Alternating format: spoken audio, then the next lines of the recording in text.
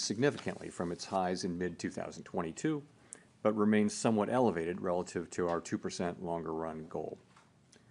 Total PCE prices rose 2.3% over the 12 months ending in March. Excluding the volatile food and energy categories, core PCE prices rose 2.6%. Near-term measures of inflation expectations have moved up, as reflected in both market and survey-based measures. Survey respondents, including consumers, businesses, and professional forecasters, point to tariffs as the driving factor.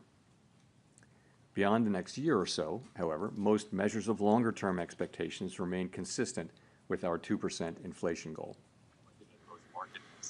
Our monetary policy actions are guided by our dual mandate to promote maximum employment and stable prices for the American people. At today's meeting, the committee decided to maintain the target range for the federal funds rate at 4.25% to 4.5% and to continue reducing the size of the balance sheet. The new administration is in the process of implementing substantial policy changes in 4 distinct areas: trade, immigration, fiscal policy, and regulation. The tariff increases announced so far have been significantly larger than anticipated. All of these policies are still evolving, however, and their effects on the economy remain highly uncertain. As economic conditions evolve, we'll continue to determine the appropriate stance of monetary policy based on the incoming data, the outlook, and the balance of risks. If the large increases in tariffs that have been announced are sustained, they're likely to generate a rise in inflation, a slowdown in economic growth, and an increase in unemployment. The effects on inflation could be short-lived, reflecting a one-time shift in the price level. It is also possible that the inflationary effects could instead be more persistent. Avoiding that outcome will depend on the size of the tariff effects, on how long it takes for them to pass through fully into prices, and ultimately on keeping longer-term inflation expectations well anchored. Our obligation is to keep longer-term inflation expectations well anchored and to prevent a one-time increase in the price level from becoming an ongoing inflation problem. As we act to meet that obligation, we'll balance our maximum employment and price stability mandates, keeping in mind that, without price stability, we cannot achieve the long periods of strong labor market conditions that benefit all Americans. We may find ourselves in the challenging scenario in which our dual mandate goals are in tension.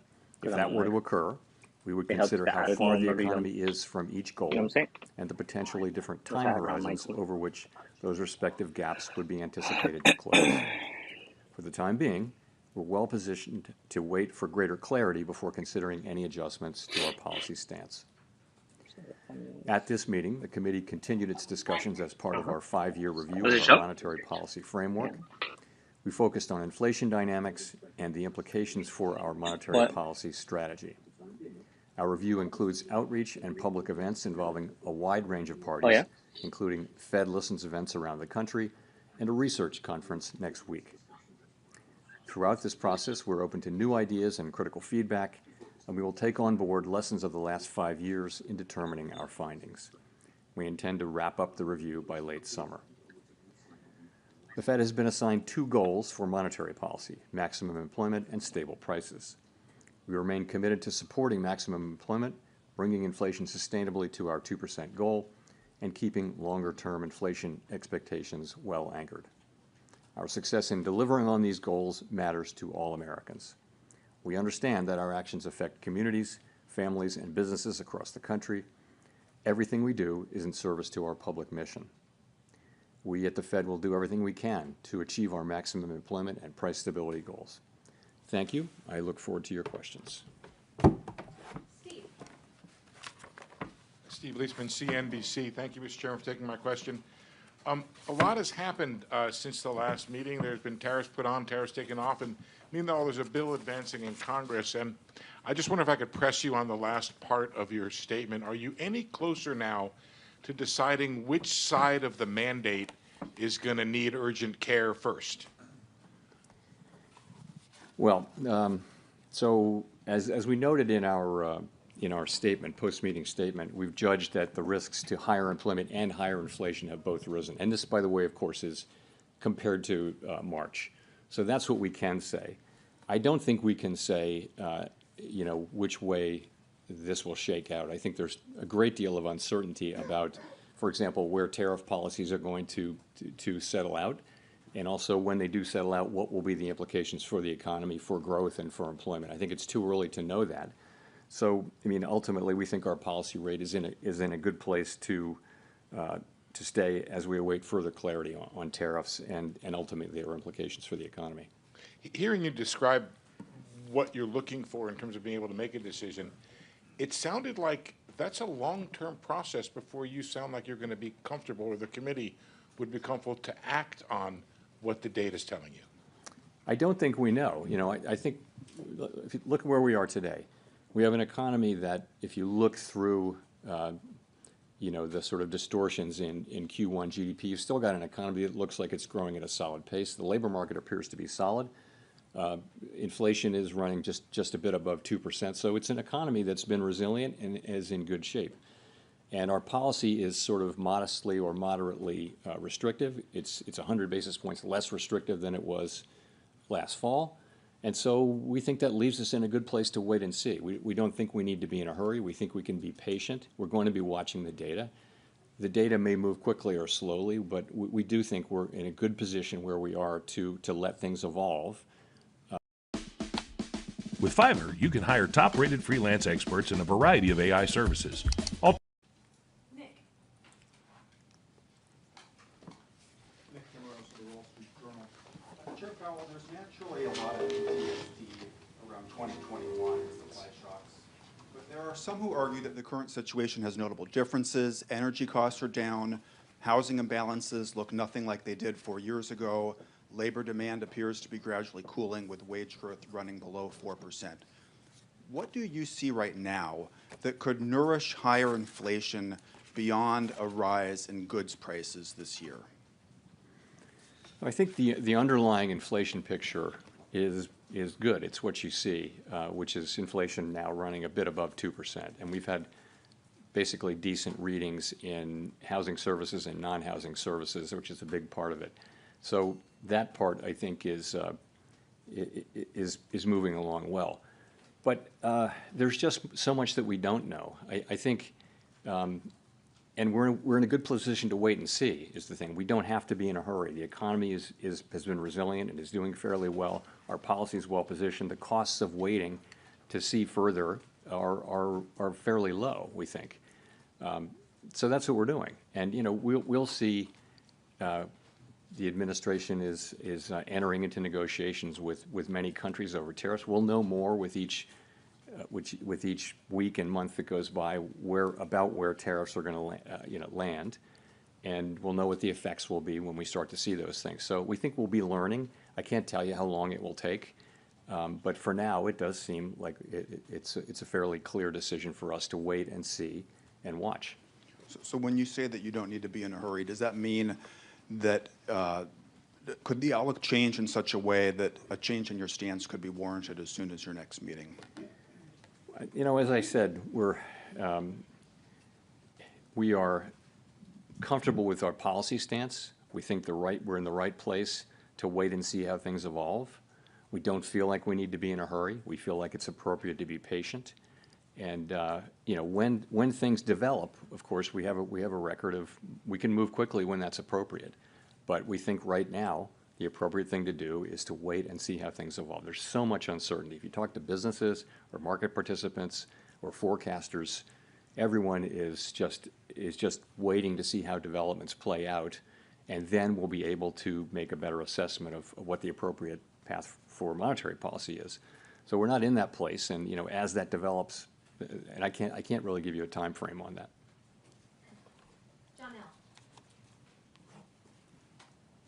Janelle Marte with Bloomberg. So many economists have been pricing in higher odds of a recession, and several are noting that it is more difficult for the Fed to cut rates preemptively given the higher risks for higher inflation. So given the outlook, do you still see a path for a soft landing, and what does that look like? Well, let me say, I mean, so let's look back and see where we are. So go through 2024 up to the day. We've had unemployment in the low 4s for more than a year. We've had inflation coming down now in the mid to low 2s. We've had an economy growing at 2.5%. So that is the economy as we see it now. What looks likely, given the scope and scale of the tariffs, is that we will see certainly the risks to higher inflation, higher unemployment have increased. And if that's what we do see, if the tariffs are ultimately put in place at those levels, which we don't know, then we won't see further progress toward our goals. But we might see a delay in that. I think in our thinking, we would never do anything but keep achieving those goals. But we would, at least for the next, let's say, year, we would not be making progress toward those goals. Again, if that's the way the tariffs shake out. The thing is, we don't know that. There's so much uncertainty about the scale, scope, timing, and persistence of the tariffs. So that's that. In terms of preemption, I think you can look back at the 2019 cuts as preemptive. I wouldn't say that what we did last fall was at all preemptive. If anything, it was a little late. But 2019, we did cut 3 times. But the situation was you had a weakening economy and you had inflation at 1.6%.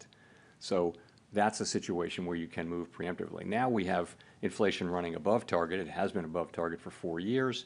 It's not so far above target now. And we have an expectation, conditional on what happens, that we'll see upward pressure on inflation. If you look at where forecasters are, they're all forecasting an increase in inflation. So it makes it, and then we've also got forecasts of weakening in the economy, and some have recession forecasts. We don't publish a forecast about that. We don't publish a forecast that assesses how likely a recession is. But in any case, it's not a situation where we can be preemptive because we actually don't know what the right response to the data will be until we see more data.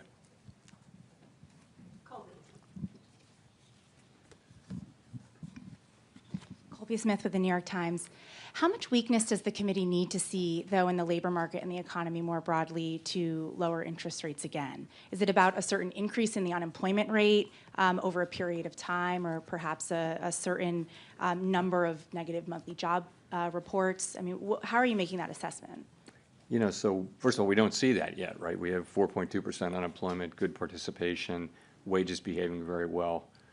Participation, I mentioned, at a good level. So, with the labor market, we would look at the totality of the data. We'd look at the level of the unemployment rate. We'd look at the speed with which it's changing. We would look at the whole huge array of labor market data to get a sense of whether conditions are really deteriorating or not. And at the same time, we'd be looking at the other side of the mandate. We could be in a position of having to balance those two things, which is, of course, a difficult balancing judgment that we'd have to make. On that point about balancing, I mean, you've mentioned that the committee would consider how far the economy is from each goal and the time it would take to kind of get back to that point. But what does that mean in practice? I mean, how much of that assessment will be rooted in a forecast versus data dependence? It would be a combination of the two. I mean, let's just say this would be a complicated and challenging judgment that we would have to make. Yeah, we're not in this situation, but the situation is if the two goals are in tension. So let's say that unemployment is moving up in an uncomfortable way, and so is inflation. Not the situation we're in, hypothetically, but we would look at how far they are from the goals, how far they're expected to be from the goals, what's the expected time to get back to their goals. We'd look at all those things and make a difficult judgment, and that's in our framework. It's always been in our thinking. We haven't faced that question in a very long time. So, again, difficult judgment to make, and not one that we face today, and we may never face it, but we have to be keeping it in our thinking now. Thank you. Edward Lawrence with Fox Business. So we had the CPI report that came out that showed month over month the first decrease in inflation in about 3 years. The jobs report, you said, solid, that we saw. At the same time, we have those new tariffs that we're living under. So given this, should the Federal Reserve be cutting rates at all this year? It's going to depend. I think you have to just take a step back and realize this is why we are where we are is, we're going to need to see how this evolves. There are cases in which it would be appropriate for us to cut rates this year. There are cases in which it wouldn't. And we just don't know. Until we know more about Stop filled. how this is going to settle out and what the economic implications are for employment, for inflation, I couldn't confidently say that I know what the appropriate path will be. So following on that, just, so then how does President Trump calling on you personally, as well as the Federal Reserve, to make rate cuts affect your decision today and affect your job difficulty? Doesn't affect doing our job at all. So we're always Order gonna do the filled. same thing, which is we're going to use our tools to foster maximum employment and price stability for the benefit of the American people. We're always going to consider only the economic data, the outlook, the balance of risks, and that's it. That's all we're going to consider. So it really doesn't affect either our job or the way we do it.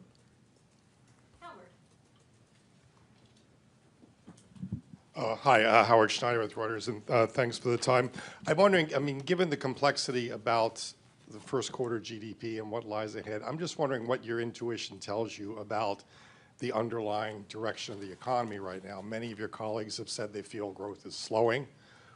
If so, do you have any sense of by how much, to what degree the slowdown may be? What does your gut tell you about how things are evolving out there? My gut tells me that uncertainty about the path of the economy is extremely elevated, and that the downside risks have increased. The risk is, as we pointed out in our statement, the risks of higher unemployment and higher inflation have risen, but they haven't materialized yet. They're really not in the data yet. So that tells me more than by intuition, because I think it's obvious actually that the right thing for us to do is we're in a good place. Our policy's in a very good place, and the right thing to do is await further clarity. And there's usually things clarify and the appropriate direction becomes clear. That's what usually happens. Right now, it's very hard to say what that would be. In the meantime, the economy is doing fine. Our policy isn't, it's not highly restrictive. It's somewhat restrictive. It's 100 basis points less restrictive than it was in, last summer. So we think it's in a good place, and we think the appropriate thing is for us to wait and see and get more clarity about the direction of the economy. Well, let me press you on this idea of the economy being fine right now, because reading the Beige Book very closely the last time around, there was a lot of negative stuff, negative sentiment that was in there. And I know that everybody's looking at soft data right now. You mentioned it yourself that the sentiment's sour. But the Beige Book was talking about, the beginnings of layoffs in some industries, prices rising in some places, and an awful lot of investment decisions being pushed to the sideline. Doesn't that point to a slowdown? It may well. It just hasn't shown up yet. And we all look at all these sentiment and read many individual comments just to get a better feel. And businesses and households very broadly are concerned and postponing economic decisions of various kinds. And yes, if that continues and nothing happens to sort of alleviate those concerns, then you would expect that to begin to show up in economic data. It wouldn't maybe show up overnight, but it would show up over weeks and months. And that may be what happens, but it hadn't happened yet. And also, there are things that can happen that will change that narrative. I mean, they haven't happened, but it's possible to imagine things that. But in the meantime, yes, we're watching it extremely carefully, like everyone is, but don't see really much evidence of it in actual economic data yet. And by the way, consumers keep spending, credit card spending. It's it's still a healthy economy, albeit one that is shrouded in some very downbeat sentiment on the part of people and businesses.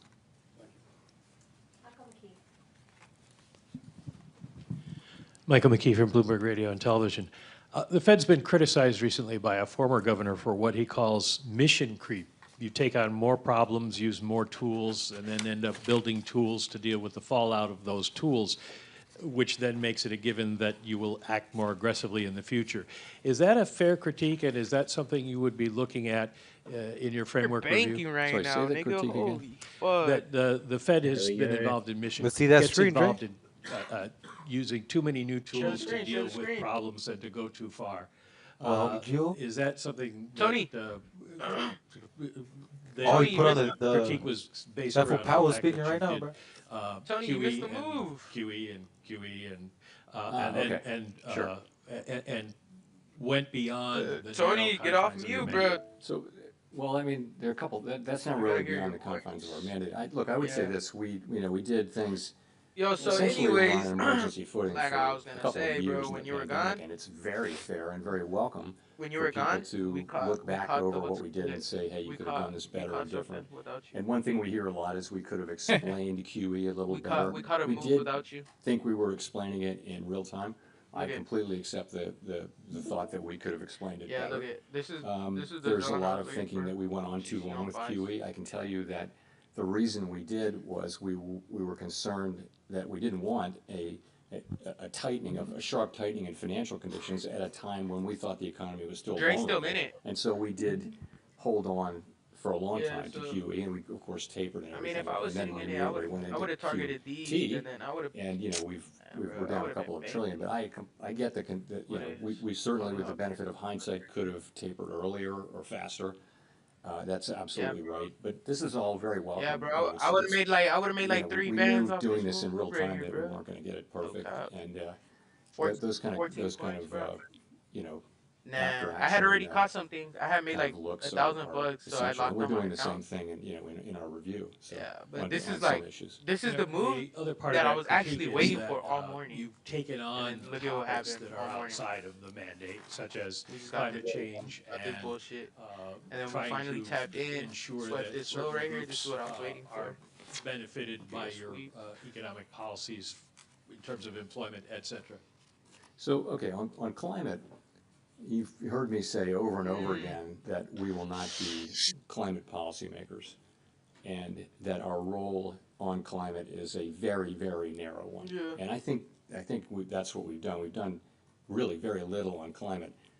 You can say that little bit that we've done was too much, but I wouldn't want to give any impression that you know we've taken climate and it's something that we're spending a lot of time and energy on. We're not. We have very, very narrow things. We did one thing, one guidance for the banks, and then we did one Not gonna lie, though, one-time, I could see stress NAS analysis, 100 climate stress taking a analysis, dump, that's it. and I could you know, we see dropped that GC into the network looking for of all-time financial highs again. system. If anything, So it's we making- didn't do much on climate, but, and I do think, and I've said this publicly several times, I think it's a real danger You know, for but us you to know try why to take the on a bulls mandate hit the like that, gold which market is so hard? very narrow application to our work. And, I gotta the say, risk bro, is it was because of tariffs. if you go for things that are really not on your mandate, you know, That's then- my then why are you like independent? idea. And That's I- the only you know, thing I that think that's a could very think fair of question. I do think that made the we've bull done a whole market lot go so less on crazy. climate than some people seem to think. Especially we like on, Um, especially because they anyway, doing it on China. absolutely. Should you have This shit. taken on the question You know? bringing unemployment rates down for specific categories? We They're a didn't do good that. You know, we fucking- said, what we they're said a was good that gold we supply, never bro. targeted any unemployment rate for individual racial or demographic groups. What we said was that maximum employment was a broad and inclusive goal. And I think what we meant by that was we're gonna consider the totality of the country as we look at our maximum employment goal. Of course, we were never gonna target any individual group like that, but I think some Ryan looks people hella suave. wanted to hear it that way. That's not at all what we meant. But Nigga look like he about to go so to a Mexican that's just not a concert. correct reading of our. But I can see how maybe people found that confusing. My bad, I'm and, trolling. we have to take that into consideration. Niggas say you guys are messed. I'm playing with my boy. Hi, Chair Powell. Thanks for taking our questions today. I'm Jolene Kent with CBS News. You've said wait and see, and the economy is doing fine today, but the impact of tariffs are already showing up at the ports. Businesses big and small are telling us that they feel it, and most importantly, consumers say they feel it, that the challenges are here, and there's no waiting and seeing. For Main Street, what is the breaking point? What would have to happen to prompt a rate cut specifically? Well, so we we really don't see in the data yet big economic effects. We see sentiment, there are concerns that higher prices may be coming or things like that. So they're worried now about inflation. They're worried about the a shock from the tariffs, but they really haven't. That shock hasn't hit yet. Okay, so we're going to be looking at the not just the sentiment data, but also the real economic data as we assess what it is we should do. And remember, there will be two effects. One of them would be weakening economic activity, which translates into higher unemployment, and the other would be potentially higher inflation. Again, say it again, the timing, the scope, the scale, and the persistence of those effects are very, very uncertain. So it's not at all clear what the appropriate response for monetary policy is at this time. And and by the way, our policy is in a good place, so we think we can wait and move when it is clear what the right thing to do is. Really not at all clear what it is we should do. So people are feeling stress and concern, but unemployment hasn't gone up. Job creation is fine. Wages are in good shape. People are not getting laid off at high levels. Initial claims for unemployment are not increasing, in any kind of impressive way. So the economy itself is still, in solid shape. Just a quick follow-up. President Trump now says Jared, let's go get my order real quick, Jared, or what? Hey. When you heard that, what did you think? You're gonna go get it, more for you on that. I've pretty much covered that. Thank you. Hi, thank you. Chris Rugaber, Associated Press. Radio or what? Well, I just wanted to follow up. Earlier, it sounded like you said it was unclear how the Fed, what kind of interest rate decisions you will make later this year. So is that, in March, there was guidance that 2 cuts might happen, or 2 cuts were penciled in for this year. Is that now guidance from the last press conference? Has that been overtaken by events at this point? We don't do a summary of economic projections at every meeting, as you know. We do it every other meeting, and so this was the meeting when we didn't do it. We don't also. I'm gonna go get it right now. Kind of poll people, so I really wouldn't want to try to make a specific projection for where we are relative to that. We will in 6 weeks. We have I'm gonna be doing those streams and shit, and I'm gonna be like acting like I'm getting in a real car crash. A guess here today as to what it would be. Again, what I would say is that we think our policy rate is in a good place. We think it leaves us well positioned to respond in a timely way to potential developments. That's where we are. And that, depending on the way things play out, that could include rate cuts. It could include us holding where we are. We just are going to need to see, how things play out before we make those decisions. Great, and just to follow up on that, I mean, when you address the issue of how the Fed would handle both rising unemployment and rising inflation, how are you thinking about the fact that addressing one could exacerbate the other? So a rate cut to reduce unemployment could worsen inflation and vice versa. How do you handle those challenges? You just captured the issue with the 2 goals being in tension. It's a very challenging question. Now, there can be a case in which one goal is very far, one variable is very, very far from its goal, much farther than the other, and if so, you concentrate on that one. And frankly, that was the case. Well, it wasn't a case where they were really in tension, but if you go back to 2022, it was very clear that we needed to focus on inflation. The labor market was also super tight, so it wasn't really a trade-off. I think what our framework document says. It says we'll look at how far each variable is from its goal, and also we'll factor in the time it would take to get there. So, that's going to be potentially a very difficult judgment, but the data could break in a way that it's not. I just don't think we know that. The data could easily favor one or the other, and right now there's no need to make a choice, and no real basis for doing so.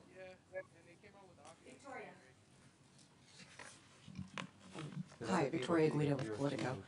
I wanted to ask, Congress is currently debating spending cuts alongside extending the tax cuts. And I know you've talked many times about how the path of the debt is unsustainable, but given that we're also talking right now about the economy slowing, potentially even recession, I was just wondering, is there a danger that spending cuts now could slow growth a lot more? You know, we don't give Congress fiscal advice.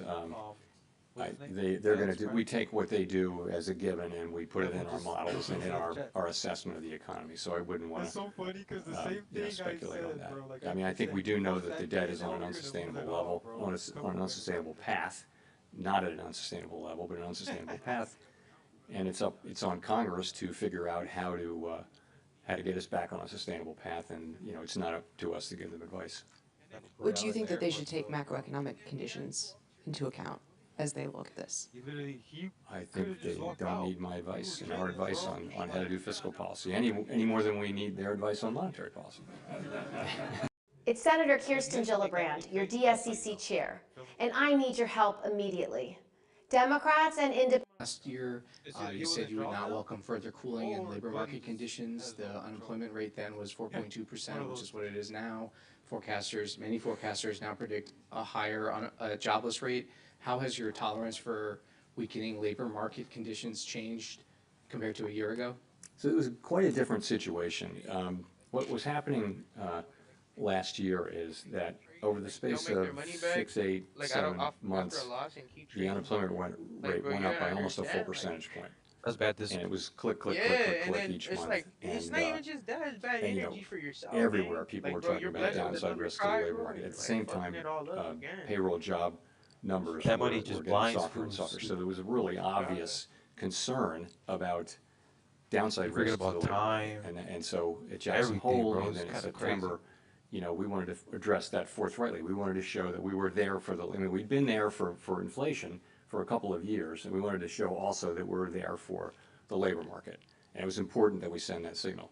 Fortunately, since then, the labor market I feel like nowadays probably the unemployment rate have really been moving sideways at a level that is, well in the range of mainstream estimates of maximum employment.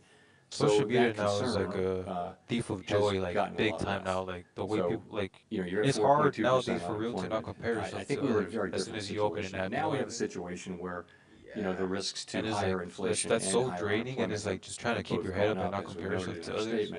And we've got to monitor both of those. We actually have a potential situation where there may be a trade-off or tension between the two. Potentially. We don't have it yet, and we may not have it, but that's what we have, and that's why I think it's a very different situation. I guess I want to follow up by asking how much of a rise in the jobless rate you could tolerate. Yeah, I can't give you That's how I could see it. I'm not going to try to give you a specific number. I'll just say we have to now be looking at both variables. Like, bro, which of them is demanding. If one of them is demanding our focus more than the other, that would tell us what to do with policy. If they're more or less, equally distant and equally, or not distant, then we don't have to make that assessment. The assessment is you wait. So I'm not going to try to be really specific about what we need to see in terms of. That's what it is. Like, if we did see significant deterioration in the labor market, of course that's one of our two variables, and we would look to be able to support that. You'd hope that it wasn't also coming at a time when inflation was getting very bad. And again, we're speculating here. We don't know this. We don't know any of these things. It's very hypothetical. We're just going to have to wait and see how it plays out. And nigga, that's on my mom, bro. That's on my mom, on everything I love, nigga. Like, nigga, on my. Claire Jones, Financial Times. Like, to this day, in terms of getting do you think clarity, do you think that's luck or like actually stress? No. That shit was like China. That shit was a A regular lot of economists are attaching an awful lot of importance to what we hear from those talks.